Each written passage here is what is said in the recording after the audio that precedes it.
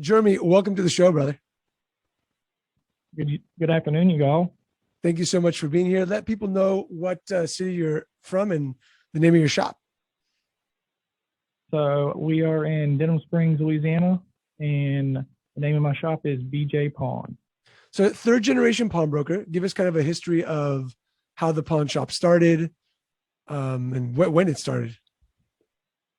So it started like formally really in 1990. My grandfather had about 4 lumber yards in the area at the time, kind of bounced back and forth between 4 and 5.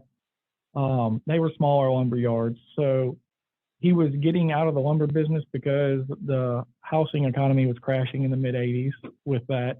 And on his way out, he realized that, he had a substantial chunk of change on payroll advances for his truck drivers and his employees. And he said, well, even I'm paying them good, they're still always borrowing money. So why don't I go in the business of, selling money? That's what we do. So he went into the pawn business, essentially. He already had a gun business going on the side with the lumber yards.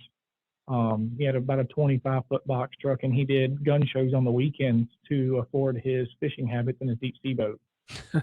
So he was like, well, I can take the gun business, throw it in there, sell some money, and let's just see what happens. And that's what he did. So he opened one store, and then he got married to a lady, opened another store, which is now the store that we currently keep. So that's where we ended up at. So he started by, just realizing that at the end of the day, when he was looking at his numbers, he was loaning money to all of his guys. Well, why not do it for everybody? Nice. So then that was your grandfather. Your father kind of took the business over, correct? So when my dad and my mom got together, my grandfather and my dad weren't on really great terms. They didn't really talk a bunch. So my grandfather had the 2 stores, and he was in the middle of getting divorced from one of his wives. I don't know which one. He was married a bunch. Uh-huh. So when he was in the middle of getting divorced, that's where this store came from, which used to be Brenda Jacqueline's store. That was his current wife at the time when he opened this. So instead of giving her the store in the divorce, he sold it. They agreed to sell it to my dad. Well, so my dad and his father-in-law, ended up buying it together as he was retiring out of the insurance business. So they were in business together all the way up till the death of both of them, pretty much. So, I finished out that part of the deal. They had a buy-sell agreement for, upon the death of either of them. So, and they died about 2 years apart from each other. So, but it worked out on me as far as buying them out. So, but it was definitely interesting dynamics between the two of those guys. So you started working there probably when you were young, just like me, behind the counter after school during the summertime. When did you officially take over the store? So I officially took over, I would say about a year after I was out of high school. So probably 2010, 2011. My dad had gotten pretty sick. So. Gotcha. And then I was trying to balance college and work, and realized it wasn't going to happen. Got it. So left college, went straight to work. What were some of the things that you changed when you took it over from how the family had been running it beforehand? A lot. I gave them a lot more freedom because I wasn't there as much. So, yeah. It was definitely a learning curve for my team at that time. We weren't a team. They kind of fought among each other. My dad was, he lived there from, 9:30 till 5 o'clock every day. He was there until he started getting sick. He'd play around the golf in the morning, and he'd be there immediately after. No stop, no change, no nothing. He'd be there. So he was there overseeing everything all the time. He didn't kind of let them run free, give them the authority they really needed. They're people. They have to make their own decisions too. And so you said they weren't used to that, right? They don't learn unless they make mistakes. Yeah. So you said they weren't used to that because they had, your father there all the time. It's kind of what happened to us as well. My grandfather was always there 7 days a week, 14 hours a day. So when you try to build this culture of like, hey, I don't need to be there, you need to make some mistakes, people kind of get scared. So good on you for doing that, man. So took it over, like a year after college, 2010, 2011, made a bunch of changes. What else? So you changed the culture. What else did you come in and change or make different? Um, I didn't really change a whole lot. And as far as my dad was really big early on, big, clean, bright store. So he had built Nice. that store in 2000. It was 5 times of the old building. We literally built our new building 10 foot behind the old building, and it was 5 times bigger than the old building. So he'd already built a big, clean, modern looking store, went to all computer based systems, the whole 9 yards. So the biggest thing I did is I changed the way the layout worked of the store a little bit as far as items displayed. And I really just pushed, bringing in new merchandise. That was something my dad would bring in new guns and new ammo, and he would sell that because we were the gun store. We've been the gun store of a parish, not county here, but parishes. We've been the gun store of the parish for, already 25, 30 years with my grandfather.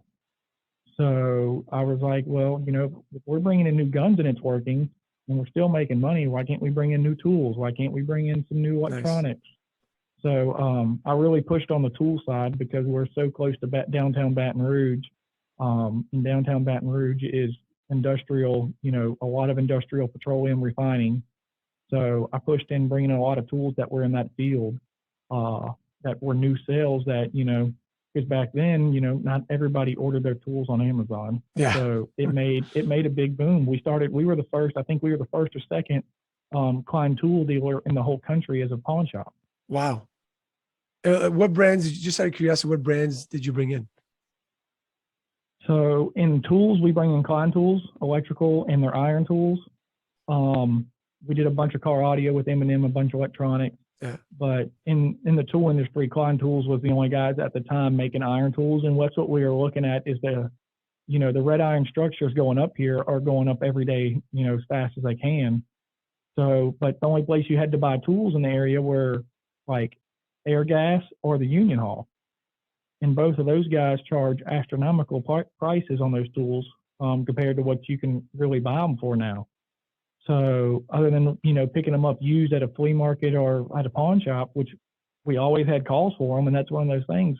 If you're getting 10 or 15 phone calls a day for a push mower, it's time to find push mowers. Even if you're only making $3 a push mower, you're making a customer for life when you sell them that mower. I love that. It's kind of the same principle Amazon works on. They're not here to get rich, but if they make 3 cents on every sale every day, they're tickled pink. Yeah, 100%. And what happened was that you kind of find a gap, and you plug that gap in with the stuff that your customers wanted. I think it's brilliant. We did that with stereo equipment as well back at Cashco. We had tons of people asking us, hey, do you have stereo equipment?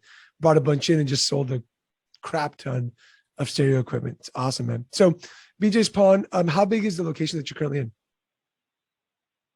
So showroom square footage or whole building? Give us both. So showroom, we're running about 6,000 square foot. Altogether, we're about 85 under the roof. Wow, amazing. That's amazing. So it's about a 2.5 acre compound. Incredible. So, and you guys take in, got mostly everything. If you got 2.5 acres, tools, taking everything. Tractors. I got a food trailer right now for sale. Oh, that's amazing. Incredible. Very cool, man. So tell me if I'm wrong. You did like an identity change not long ago, changed the logo, did like a whole revamp of the brand. Tell us what made you do that, why you do that, and what it's done for the business. So I really was struggling with advertising. I'm not a marketer, not by any means. That's my least favorite aspect of hat to wear of the business next to HR. So I'm really not a marketer, and I kept running into issues when I first started the old logo before I rebranded. I had a really good idea, and it was a really good marketing, and it worked for a long time until they went to Indian plant. So what we had done is we had changed part of our logo to safety orange or the chartreuse yellow, to be able to print T-shirts that were giveaways. So anytime we had like a $30 profit on a sale, we gave them a T-shirt. Nice. Well, those T-shirts are double-edged swords. It's free merch. Customer is happy and they got free merchandise, and now they're walking billboards. So we did the safety colors because in a lot of these plants and lay down yards and whatnot, they could wear non-fire retardant clothing, but it had to be a safety color, like a safety vest or whatnot. So it doubled as, free advertising inside these gates of these plants where, you got 25 or 3,500 guys working all day, every day. And they see that t-shirt and they go, why are you wearing that t-shirt? Well, I got my tools at BJ Pawn, I can get a spud wrench down there for 45, 50 bucks brand new. Nice. Amazing. So smart, man. Even though you're not a marketer, that's great marketing, by the way. So then you guys changed it. So you switched up the logo. What was the reason? We were having trouble as far as digital advertising and some print advertising, getting the colors to match. And just, modern day and age, that logo was built in, early 2000s, and it was a little busier back then. So everything's gone a little bit more clean and modern. If you look at all, your big name brands, the Amazon smile when you see it, the Walmart logo, the little 4-5 yellow star, the logos are getting simpler and cleaner. I mean, Walmart went from a smiley face to 5 yellow stars. Yeah. Yeah. So tell us, Jeremy, obviously you've had this business from third generation. What's been the hardest thing? You took it over, growing the business. We talked about marketing. What's been tough for you in the last couple of years when it comes to your business? Probably the flood. So in 2016, our whole town went underwater. So we had, 130,000 houses underwater that were more than 4 foot underwater. So everybody in the town, most everybody in the town took on some sort of amount of water in their house. I had in my office, our building, when you pull up and park in our parking lot, you're 4.5 foot lower than my building is currently. So, but whenever the flood happened, you could sit and everything on top of my desk was okay, but you couldn't open my pencil drawer or my keyboard drawer, and it was still full of water. So, we like I said, it was almost a complete loss of the business. Everything that wasn't up high was completely underwater. So, and that was in 2016. I'd been running it. I'll take the blame. I was running it for almost 6 years at that time. I had no insurance, zero. Oof. So that was definitely a detrimental hit. And you bounce back from that. That's the most amazing thing. Like, I didn't even know that story. No. And the fact that you're still here and you're doing well and you're investing in yourself and growth and learning and you're in leadership in Pawn, like, congratulations. That's because people have just said, like, I'm done. Yeah. Oh yeah. We had quite there's businesses all up and down each side of me that have never showed back up. They come in, go to their building and left. The same thing happened in the neighborhood behind me. There's 3 houses on every other block.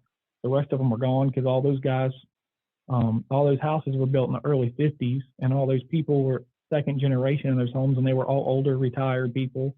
So a good chunk of them I know went and lived with their kids, or they moved away to where they hoped to have a retirement home. That finally gave them an excuse to push them out that financial cliff a little bit, to take a leap again and, go back into debt, as being a retired person and, live in Florida or wherever they dreamed of retiring to. Yeah. And I'm sure a lot of those people came back to you and needed some money at some point. The community probably got together and did so many incredible things. So kudos to you, Jeremy, for just being able to get up and keep going after that, man. Like, that's very honorable and very respectable for sure. So you're a young pawnbroker. How old are you? 31, young pawnbroker.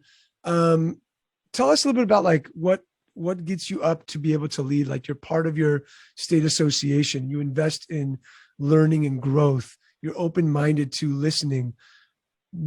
A lot of pawnbrokers aren't. So tell the people who are listening what they should be doing to be able to get that mindset that you've got to move forward. Good question. Just listen. I mean, it's a matter of listening, seeing what's going on around you. Just being observant for a minute. It's not always about teaching, talking. You got to sit back, take a minute to be observant, to find out what's really working and what's going to work for you. There's a whole book of strategies on what you can do and can't do in retail and in pawn and all that.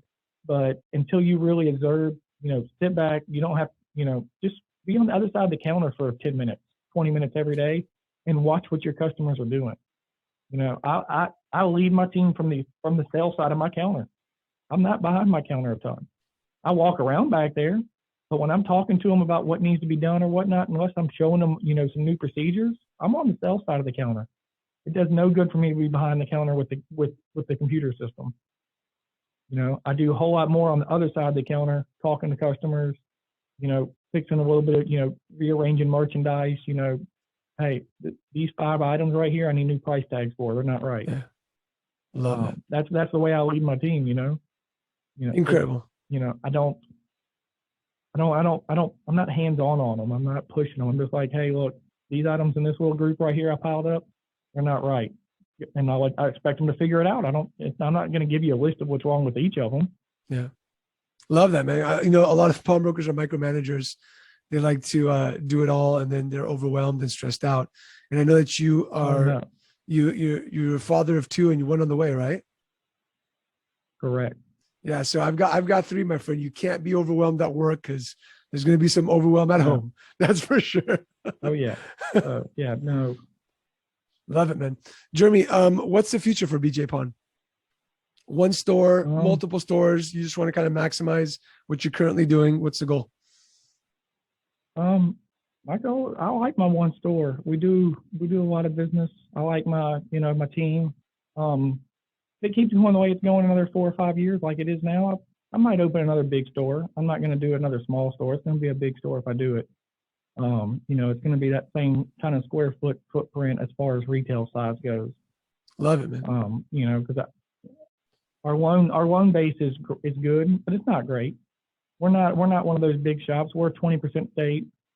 You know, our loan balance stays around $100,000. It don't go crazy. We're 20% 90-day state. It's nothing crazy. We're not pushing big numbers on the loan side. On the sales side, it's a whole different ballgame now. We push some merchandise. We sell some guns. We sell a lot of guns. We're over half a gun store. Yeah, I think that's something that like than most of the gun stores that open up around here, and they don't last for 2 or 3 years. Yeah, and I think that's one thing that pawnbrokers need to know, that if you just depend on your pawn balance, you're 1, missing out on a lot of business, and 2, you know, when pawn balances went down last year and your sales were already doing great, your sales probably skyrocketed even more, sold every gun, piece of ammo in the shop, but you weren't just depending on that loan balance like many of these pawnbrokers do. No, that's probably one of the other things I really did change with the way my dad ran the business when I took over. I wanted to depend on, you know, the loan balance should cover my bills, but as far as the building and insurance and utilities, but everything else comes from else comes from the sales. Awesome. You know, the sales, you know, we're at like 1.6 for 1.7 for this year. Amazing. Incredible. Now, tons of people listening, over 80 countries listen to this podcast. What is something that you would want to tell the younger generation of pawnbrokers to either stop doing or start doing in their pawn business? Younger generation, start marketing to your generation. That's one thing I probably lack at, but I needed to get better at. One of the things, like when I took your boost, I think I was one of the first guys that took your boost your pawn balance, like 20-day crash course thing. My target demographic has shifted to almost 2 age generations since I took that class. Wow. So on both sides, my sale and my pawn side, my age demographic has shifted younger. I was pushing that 55 to 65 male range. I'm pushing that 24 to 35 male range now. Yeah. And I love the fact that you're consistently looking at that avatar age, and you're probably shifting marketing and the way you speak because of that. Awesome, man. Good on you, Jeremy. Cool, brother. Jeremy, this has been amazing. You know, I'm honored to know you. You've taken a couple of courses. You're in the syndicate. I think you're you're just an incredible human being, a good pawnbroker. So it's an honor to have you on the show, man. Thanks for being here. No problem. Thank you. And for those of you listening, don't forget to stay tuned for the next episode of the Pawn Leaders podcast and join us in the Pawn Leaders community. Just go to Facebook, Pawn Leaders community. Got over 1,500 pawnbrokers who are talking, asking questions, and having a good time. Stay tuned for the next one. Stay safe, stay healthy. Love you all. Jeremy, thank you so much, man.